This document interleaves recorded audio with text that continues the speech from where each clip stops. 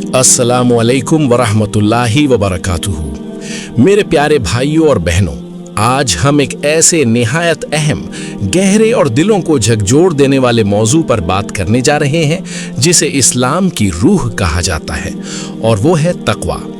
तकवा कोई मामूली चीज़ नहीं बल्कि एक ऐसी रूहानी कैफियत है जो जब इंसान के दिल में उतर जाती है तो उसकी पूरी जिंदगी को बदल कर रख देती है। तकवा का मतलब सिर्फ अल्लाह से डरना नहीं है, बल्कि इसका असली मतलब ये है कि इंसान हर पल, हर घड़ी, हर सांस में ये महसूस करे कि उसका रब उसे देख रहा है, उसकी हर बात सुन रहा है, उसके दिल के हर राज, हर ख्याल, हर इरादे से वाकिफ है। जब ये एहसास इंसान के दिल में मजबूती के साथ बैठ जाता है तो उसका हर अमल अपने आप बदलने लगता है। वो अकेले में भी गुनाह करने से डरता है, वो भीड़ में भी सच्चाई का साथ देता है, वो अपने रब की नाराज़गी से बचने के लिए हर उस चीज़ से दूर भागता है जो उसे गलत लगती है।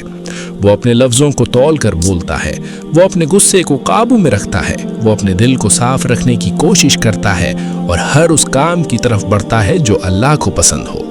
यही असल तकवा है और यही वो चीज़ है जो इंसान को अल्लाह के सबसे करीब ले जाती है।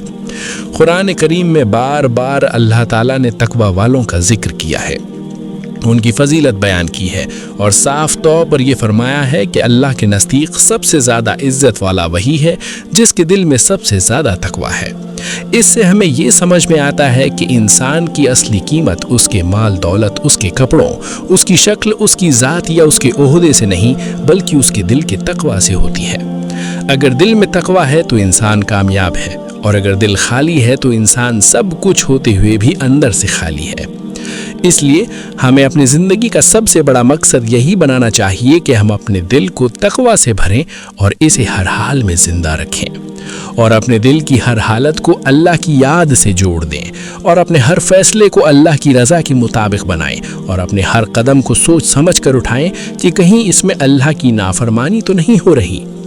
अब सवाल ये है कि इस नेमत को कैसे हासिल किया जाए। तो सबसे पहली चीज़ है अल्लाह की सही पहचान। जब इंसान अपने रब को पहचान लेता है, उसकी कुदरत को देखता है, उसकी रहमत को महसूस करता है, उसकी पकड़ से डरता है और उसकी मोहब्बत को अपने दिल में बसा लेता है, तो उसका दिल खुद ब खुद उसकी तरफ झुक जाता है और वो उसकी नाफरमानी से बचने लगता है और उसका ईमान मजबूत होने लगता है। दूसरी चीज़ है कुरान की तिलावत और उस पर गहराई से गौर करना, क्योंकि कुरान सिर्फ पढ़ने के लिए नहीं बल्कि समझने और अपनी ज़िंदगी में उतारने के लिए उतारा गया है।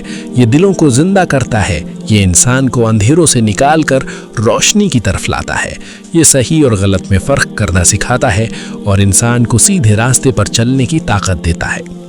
तीसरी चीज़ है नमाज की पाबंदी, क्योंकि नमाज इंसान और उसके रब के बीच का सबसे मजबूत रिश्ता है।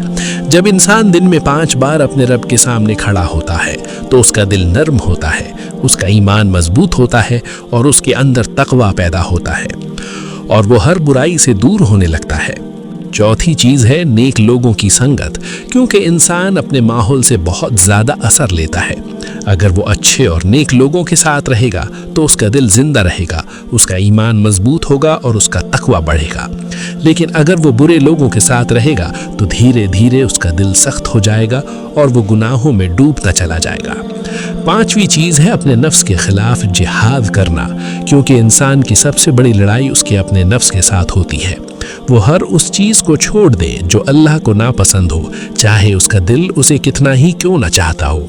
यही असली सब्र है और यही असल तकवा है और इसी में असली कामयाबी छुपी हुई है।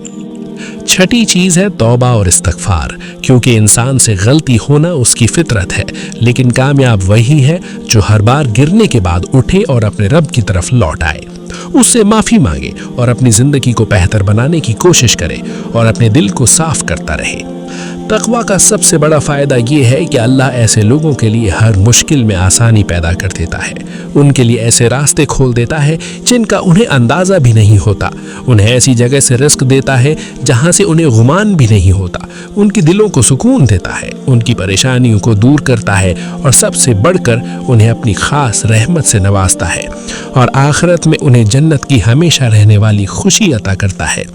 इसलिए हमें चाहिए कि हम अपनी ज़िंदगी को बदलें, اپنے دل کو زندہ کریں، اپنے ایمان کو مضبوط کریں اور اپنے رب کے قریب ہونے کی کوشش کریں۔